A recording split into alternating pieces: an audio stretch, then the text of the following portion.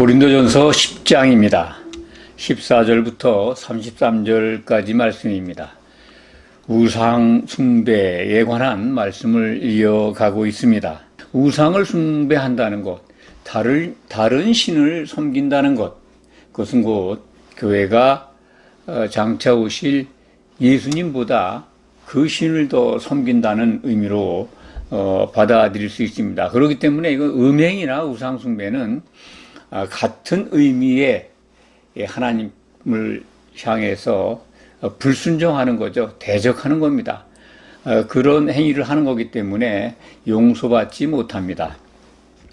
그런데 왜 교회에 우상 숭배하는 일들이 나타나고 있을까? 우상 숭배는 골로새서 3장 5절에 기록된 말씀을 보면 탐심에서 비롯된다 하는 걸 알 수가 있습니다. 탐심이라고 하는 거는 누가 가져다 줄까요? 탐심을 가져다 주는 존재가 있기 때문에 인간에게 욕망이 들어왔고, 그 욕망이 미혹을 받아서 미혹되기 때문에 죄를 범하고 죄가 장성함으로 사망에 이른다고 하는 야고보서 1장에 기록된 말씀을 우리가 기억할 필요가 있습니다. 우리에게, 인간에게 욕망을, 탐심을 집어넣어서 그 탐심에 이끌려가게 하는 세력이 있다는 겁니다. 그 자가 바로 미혹하는 자입니다. 대적하는 자죠. 예수님이 공생의 기간 동안에 제일 먼저 만난 시험이 그 마귀로부터 광야에서 받으신 시험입니다. 시험이라고 하는 표현을 썼지만 미혹하는 자가 와서 예수님을 테스트한 거죠. 하나님의 아들이거든 돌을 가지고 떡덩이가 되게 하라 라고 미혹을 합니다. 다음에는 또 아주 높은 성전 꼭대기에서 뛰어내려 봐라. 그러면 하나님께서 네가 돌에 부딪히지 않게 천사들을 보내서 받들어주지 않겠느냐. 하나님을 시험하게 하는 아주 교묘한 계략을 갖고 예수님을 시험합니다. 그것도 안 되니까 이제 천하 만국의 영광을 보여주고 예수님을 시험합니다. 내게 절하면 이 만국의 영광을, 세상의 모든 권세와 영광을 주겠다 라고 꼬투킵니다. 예수님은 이 세 가지 시험을 하나님의 말씀을 통해서 진리를 통해서 다 물리칩니다. 마귀가 사용한 그 미혹의 내용들을 보면 참으로 간교하고, 그리고 굉장히 성경적 지식, 하나님의 말씀을 잘 알고 있고, 또 인간의 약한 것까지 다 꿰뚫어 보고 있습니다. 예수님이 40일 동안 줄이셨습니다. 육적인 배고픔을, 극한의 고통을 겪고 있을 때입니다. 예수님이 이 땅에 오실 때 하나님의 모든 지위와 권능과 하나님이 갖고 계신 모든 영광을 다 내려놓고 오셨기 때문에 우리와 같은 사람입니다. 사람의 성정을 갖고 계셨습니다. 그러니까 빌립보서 2장 6절 이하에 보면은 예수님은 그는 하나님의 본체시지만 하나님과 아버지 하나님과 동등됨을 내려놓고 종의 형체를 가지사 사람으로 오셨다라고 기록하고 있습니다. 그렇습니다. 예수님은 아주 온전한 사람의 아들, 인자라고 그러죠. 인자로 오셨습니다. 그렇기 때문에 광야에서 시험 받으실 때, 그때는 40일을 주신 다음입니다. 얼마나 배가 고프셨겠습니까? 그런 상황에서 돌을 갖다 주면서 돌을 떡덩이가 되게 해달라라고 해보라 라고 시험하는 마귀. 인간이 육을 갖고 있는 이상 얼마나 연약한가, 또 먹지 않으면 얼마나 힘든가 하는 걸 잘 알고 있습니다. 이 사람의 육적 욕망이 얼마나 약한가, 그 먹는 것과 또는 육적인 욕망에 얼마나 약한지 마귀가 잘 알고 있다는 증거입니다. 또 하나는 하나님의 말씀을 너무나 잘 알고 있습니다. 마귀가, 시험하는 자가. 그래서 시편에 기록된 말씀을 인용해서 말씀을 들어서 예수님을 시험하고 있습니다. 하나님을 시험하게끔 유도하지 않습니까? 그런 것들. 또 사람은 정말 살려면 특히 하나님의 자녀로서 하나님의 아들이 되어야 하는 우리들 성도들은 하나님만 경배해야 합니다. 마귀가 예수님에게 꼭 시험할 때 하나님의 아들이거든 라고, 하나님의 아들이냐라고 이렇게 확인해 가면서 시험합니다. 우리는 하나님의 아들들이 되어야 되는 그러한 하나님께 부름받은 하나님의 자녀 신분입니다. 반드시 아들이 되어야 됩니다. 그런데 하나님의 자녀인 우리에게 하나님만 경배해야 한다는 말씀, 또 하나님께서 우리에게 주신 명령을 알고 있습니다, 마귀가. 그렇기 때문에 하나님을 경배 못하게 다른 걸 경배하도록, 우상을 숭배하도록, 우상에게 절하고 우상과 교제하도록 그렇게 미혹하는 겁니다. 그 일을 어디서 합니까? 마귀가. 마귀의 일터는 교회입니다. 교회에 들어와서 그 일을 하고 있는 겁니다. 다른 데 가서 그 일을 할까요? 세상에 있는 사람들은 다 이미 자기 편입니다. 자기를 경배하고 우상을 경배하도록 이미 만들어 놨습니다.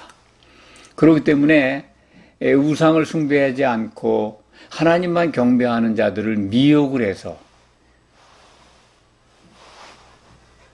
교묘하게 우상을 섬기도록 그런 일을 쉬지 않고 성도들 사이를 오가면서 하고 있습니다. 그렇기 때문에 사도께서 이 고린도 교회에 우상 숭배하는 일을 피하라라고 명령하고 있습니다. 오늘 말씀은 우리가 그냥 읽어보면 어떤 내용인지 알 수가 있습니다. 성경을 과거에 저도 그렇습니다만 이 강해를 통해서 성경의 참된 뜻을 알고 공부하는 걸 매우 좋아했습니다. 지금도 그런 분들이 많이 있습니다. 또 그것을 해야 합니다. 성경의 말씀, 기록된 말씀과 그 속에 담겨진 하나님의 뜻, 성경을 자세히 알고 주목한다는 것은 참으로 온전한 구원을 위해서 필요한 일입니다. 그렇지만 성경 지식만 좋아한다면, 성경 지식을 아는 것에만 빠져 있다면 매우 위험합니다. 구약 시대에 특히 그 예수님 당시의 모습을 한번 보십시오. 바리새인들, 서기관들, 율법학자들, 성경의 말씀 내용을 몰라서, 기록된 말씀의 글귀를 몰라서 그렇게 하나님의 뜻에 거역을 하고 예수님을 몰라보고, 그리고 아주 얼마나 교만합니까?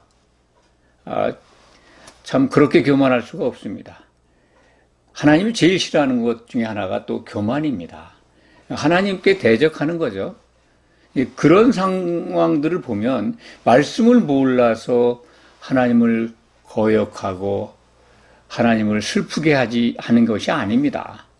말씀을 많이 안다고 해서 그것이 하나님의 뜻과 목적에 부합하는 올바른 신앙으로 가는 게 아닌 것을 우리는 예수님 당시에 기록되어 있는 그 신약성경에 기록되어 있는 바리새인과 율법학자와 서기관 그리고 대제사장들의 행태를 보면, 그 당시 유대인들의 모습을 보면 알 수가 있습니다. 그래서 성경 강해에 그 좋은 겁니다만 공부만을 위한 공부, 지식만을 위한 지식 습득은 신앙생활에 크게 도움이 안 됩니다. 오늘 기록된 말씀을 다 강해식으로 다 이렇게 설명을 드릴 수 있습니다만 오늘 우리들 시대에 이 시대의 교회에 들어와 있는 성도들의 입장에서 이 말씀 속에 있는 하나님의 뜻을 살펴보면서 적용해야 합니다. 왜 이 말씀을 주셨을까? 고린도 교회에 나타난 우상 숭배의 일이 오늘날 우리에게 어떻게 적용이 돼야 하는가? 무엇이 문제였는가? 그리고 지금은 어떤 형태로 그것들이 우리에게 다가와 있는가 하는 것을 정확하게 알고 우리들이 이 기록된 말씀을 통해서 본보기를 삼고 우리는 절대로 우상 숭배하는 일이 없어야 되겠다. 음행하는 일이 없어야 되겠다. 우리들에게 교회에 적용하는 게 더 중요하다고 생각을 합니다. 그래서 오늘 말씀에 나타나 있는 이 시대의 교회에게 주시는 메시지를 발견해서 말씀을 드리고자 합니다. 우상 숭배를 하게 하는 것, 조금 전에 말씀을 드렸습니다. 예수님을 미혹했던, 시험했던 그 마귀, 이 마귀가 부리는 더러운 영들이 교회에 들어와서 그렇게 못된 짓을 하고 있습니다. 탐심이라고 하는 것, 그것은 마귀에게서 온 것입니다. 그것을 쫓다 보면 하나님을 섬기는 게 아니라 마귀가 의도한 대로 우상을 섬기게 됩니다. 탐심이 우상 숭배라고 하신 말씀을 다시 한번 말씀드립니다. 꼭 기억하시기 바랍니다. 우리 안에 참 하나님 외에 또 예수님이 오시는 것 외에 다른 것에 욕망에 빠진다면 결국은 우상을 숭배하게 됩니다. 예수님이 마귀의 시험을 물리친 방법을 오늘 말씀과 적용해서 우리가 우상 숭배를 안 하고 우상 숭배를 피하고 하나님께 기쁨 드리는 그런 신앙생활을 할 수 있는 길을 찾아야 합니다. 예수님이 시험을 이긴 방법 속에 있습니다. 우리가 뭐를 먹어야 됩니까? 육적인 양식도 먹어야 되지만 그보다 더 중요한 것은 마태복음 4장 1절에서 11장 속에 기록되어 있습니다. 사람이 떡으로만 살 것이 아니라 하나님의 입에서 나오는 그 말씀으로 살 것이니라. 우린 말씀을 먹어야 산다는 겁니다. 우리의 진짜 생명, 우리의 참된 목숨은 육의 목숨이 아닙니다. 예수님 말씀하시는 건. 우리의 진짜 생명은 하나님의 말씀을 먹어야 합니다. 그런데 육적인 양식에 빠져 있다면 정말 빵만 쫓겠죠. 떡만 쫓겠죠. 무엇을 먹을 거, 무엇을 마실 거, 그것만 고민하게 되겠죠. 그런데 그거는 하나님이 다 아신다는 겁니다. 염려하지 말라라고 하는 말씀이 우리에게 주어진 신약 성경에 기록되어 있지 않습니까? 예수님은 자기 자신을 생명의 떡이라고 설명하셨습니다. 요한복음 6장에 기록되어 있습니다. 48절 이하에 보시면 내가 참된 음료고 참된 떡이다. 내 살을 먹고 내 피를 마셔야 영생을 한다. 라고 하는 말씀을 제자들에게 하셨습니다. 그렇습니다. 우리는 예수님의 살과 피를 먹고 마셔야 합니다. 예수님의 살과 피가 뭡니까? 그것이 바로 예수님이 우리에게 주신 말씀입니다. 지금은 이 신약 성경으로 우리에게 항상 주어져 있습니다.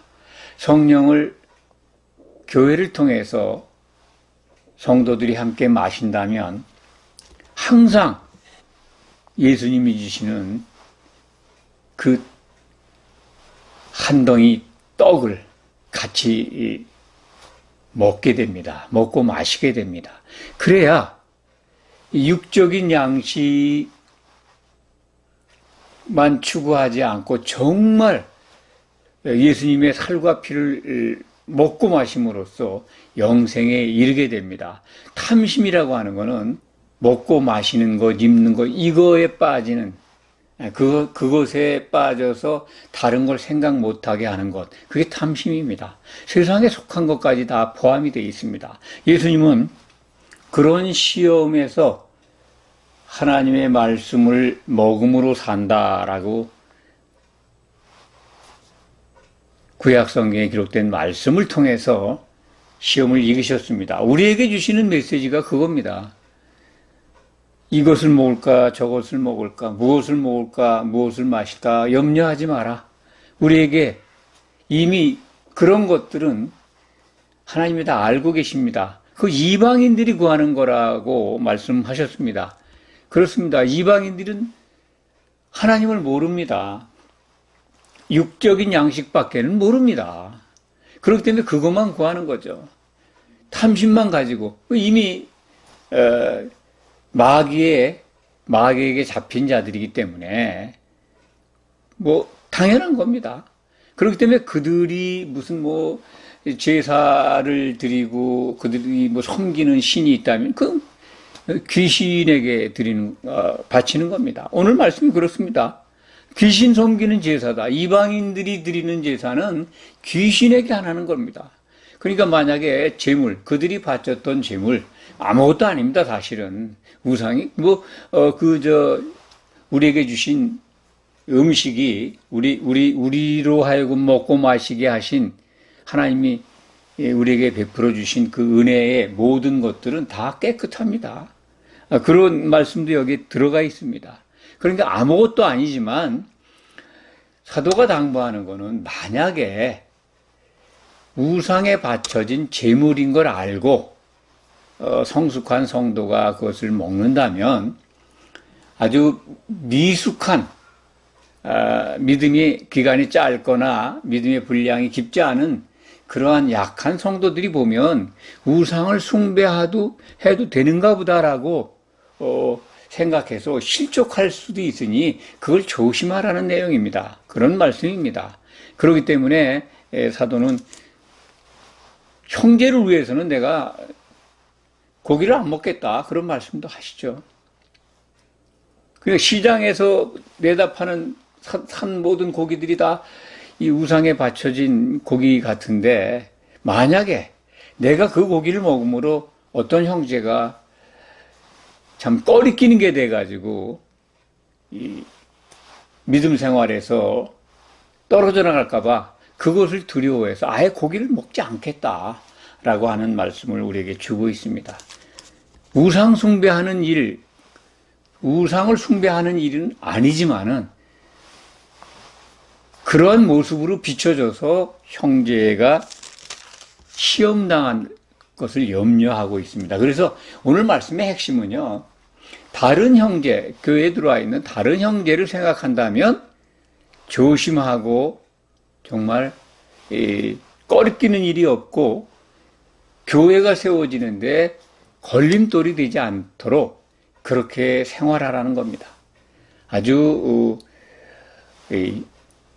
예수님의 몸이 정말 얼마나 존귀하고 그리고 흠이 없이 세워져야 하는 것을 오늘 말씀 속에서도 배울 수가 있습니다.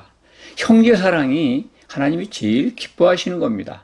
만약에 지식이 있다고 하는 믿은 지 오래되고 또 성경 지식이 있어서 그것을 아주 정말 자부심을 갖고 있다 하더라도 형제 사랑이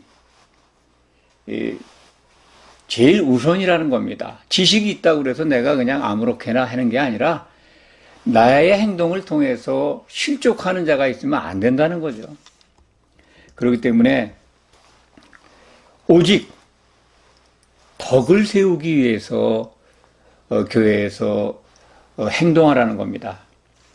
자기의 유익을 구하지 말고 다른 사람에게 유익한 것을 먼저 생각하라는 겁니다. 그렇습니다. 다른 사람이 누굴까요? 남의 유익을 구하라. 물론 다른 지체들을 지칭할 수도 있습니다만 전체적으로 보면 예수님의 몸을 위해서 예수님의 몸이 세워지는데 덕을 세운다면 자기의 유익 같은 거는 다 포기하게 되는 겁니다. 그것이 형제 사랑을 이루는 참 성숙한 성도의 모습입니다. 예수님이 시험을 두 번째 시험을 물리친 내용을 말씀드리겠습니다. 하나님을 시험하도록 예수님을 미혹했는데 예수님 역시 성경 말씀을 통해서 하나님을 시험하지 말라. 하나님은 시험 대상이 아닙니다. 그런데 오늘날 교회가 참으로 많은 부문에서 하나님을 시험하고 있지 않나, 그런 생각을 지울 수가 없습니다. 하나님은 어떻게 시험합니까? 하고 반문하실 분들도 있을 겁니다. 그렇지만 그렇지 않습니다. 교회에서 여러 가지 일들을 합니다. 봉사를 합니다. 또 신앙의 여러 가지 과정 가운데 헌금도 있고 봉사도 있고 전도도 있고 교회가 이렇게 할당한 목표도 있습니다.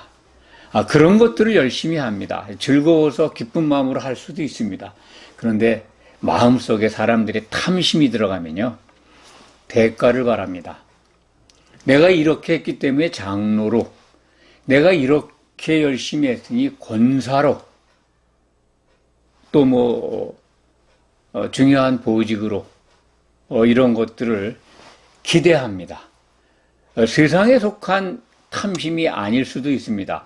교회 속에 있는 것에 대한 욕망이기는 합니다만 이것이 정말 탐심을 물어다주는 마귀의 소행이라면 굉장히 위험합니다.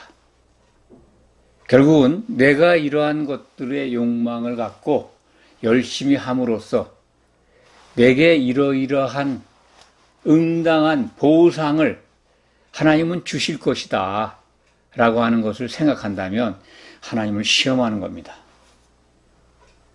하나님이 해주시나 안 해주시나 두고 보자, 그런 생각까지 이어질 수 있습니다. 그렇기 때문에 교회 안에 하나님을 시험하는 그러한, 우리는 신앙의 과정으로 생각하고 그런 생각을 하지 않는다 하더라도 마귀는 그것을 그렇게 이용합니다. 탐심을 누렸다면 조심하셔야 합니다. 탐심이 들어왔다면, 마귀는 탐심을 가지고 사람들을 미혹하지 않습니까? 예수님을 그렇게, 굶주린 예수님을 육의 양식을 만들어서 먹으라고까지, 얼마나 교묘한 미혹입니까? 또 네가 정말 하나님의 아들이면 하나님이 널 도우실 거야. 네가 그렇게 열심히 봉사하고 헌신했다면 하나님이 응당 보상을 해주실 거야. 한번 해봐. 이게 시험입니다.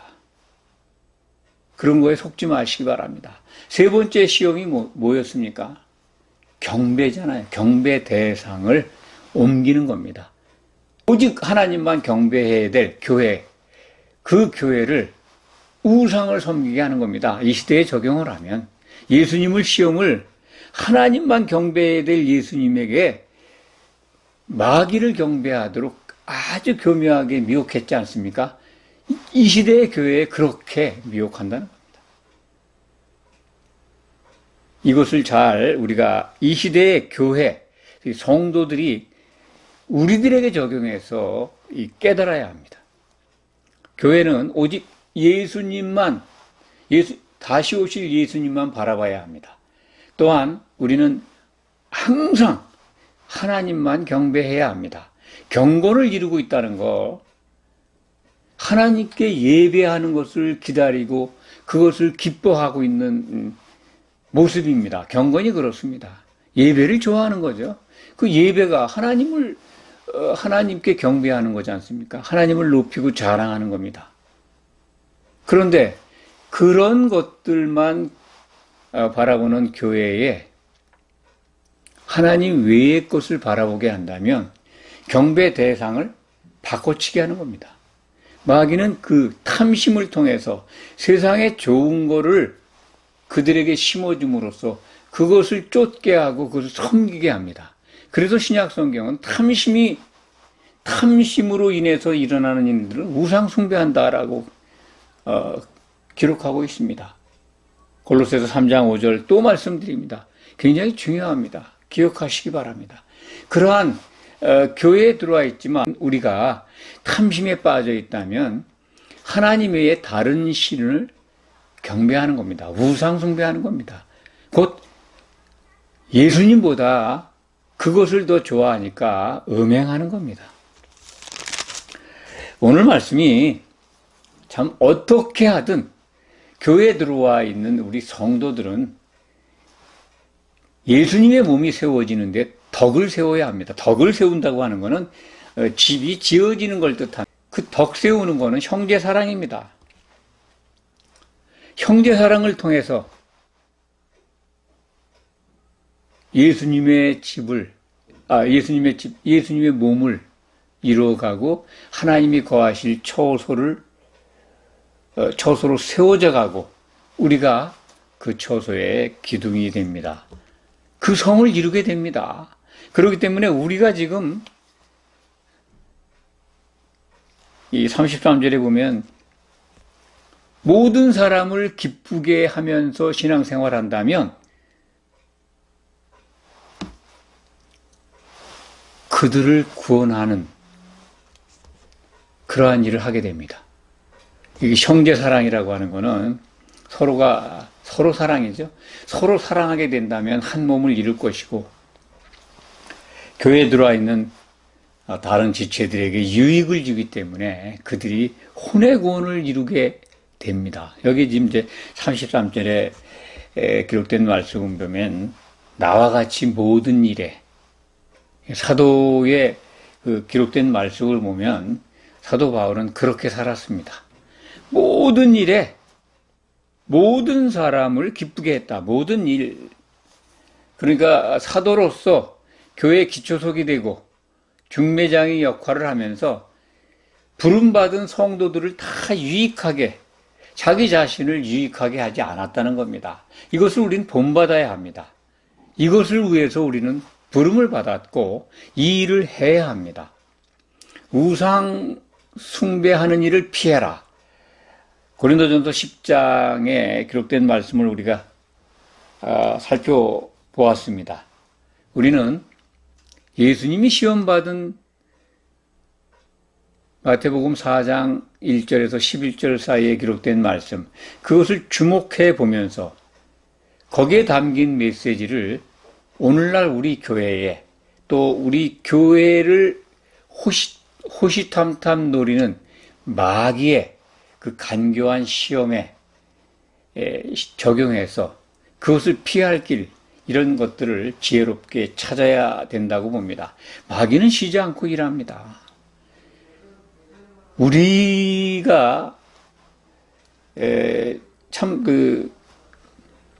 교회가 우리라는 표현보다는 교회가 마귀의 능력을 그리고 그의 수법을 그 수단을 너무 과소평가하는 것 같습니다. 마귀는 쉬지 않고 일합니다. 성도들이 마귀에게서 떨어져 있는 게 아니에요. 항상 교회 딱 성도들 사이에 붙어서 틈만 노리고 있습니다. 그 깨어서 그래서 분별하라는 겁니다. 베드로전서 5장 8절에 보면 근신하라 깨라. 마귀가 그냥 우는 사자처럼 먹을 것을 먹잇감을 찾아서 다닌다는 거 아닙니까? 그거 맞습니다. 우리들 주변에 어슬렁거리면서 우리가 틈만 나기를 노리고 있습니다. 그게 우리들 일상에서 매 순간 그걸 느낄 수 있다면 참 대단한 믿음입니다만 그렇지 못하기 때문에 틈을 주고 또 미혹당하고 그리고 넘어지고 그러는 겁니다.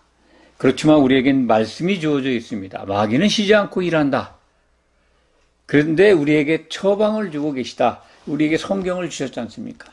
이 성경을 통해서 그러한 그 미혹에 빠지지 않고 제일 중요한 게 탐심에 빠지면 안 됩니다.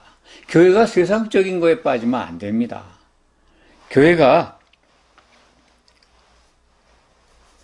세상보다 더한 욕망과 욕심을 가지고 나아가는 것 같습니다. 사람들에게 박수 받는 걸 너무 좋아합니다. 부흥이나 성장이나 다 좋습니다만 탐심에서 온 거라면 매우 곤란합니다.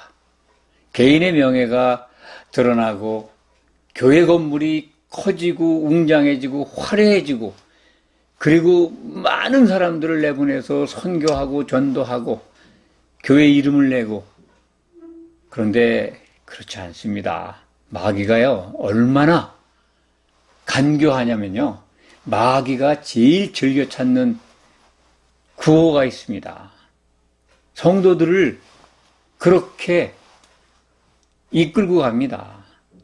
탐심을 줘서 탐심을 구하게 하고 그걸 이루어지게 하고, 그런 다음에 하나님께 영광 돌리라고까지 얘기를 합니다.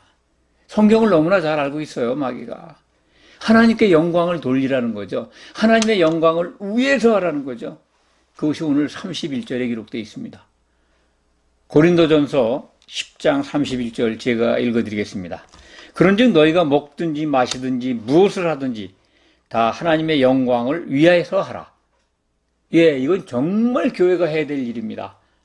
무엇을 먹든지 마시든지 뭘 하든지 하나님의 영광을 위해서 해야 되는데, 마귀에게 쓰임받으면 마귀의 트릭에 시험에 빠져서 마귀가 좋아하는 걸 하게 됩니다.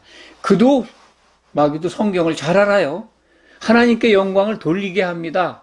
하나님께 찬송하게 합니다. 할렐루야 외치게 합니다. 자기가 줘놓고 자기가 이루어지게 하고, 그리고 하나님께로부터 온 거라고 확신하게 합니다. 그래서 깜짝같이 속입니다. 끝까지. 그 나타난 것들이 만약 정말 하나님께로 온 것이라면요, 성경적으로 입증이 됩니다. 그리고 기쁨이 넘칩니다.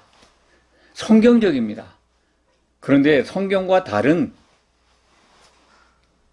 탐심에서 가져온 것들이 이루어진다면 그 잘 분별하셔야 합니다.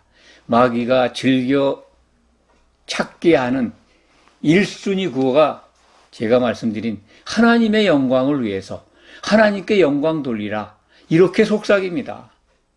정말 마귀를 너무 간과하지 마시기 바랍니다. 기도하겠습니다.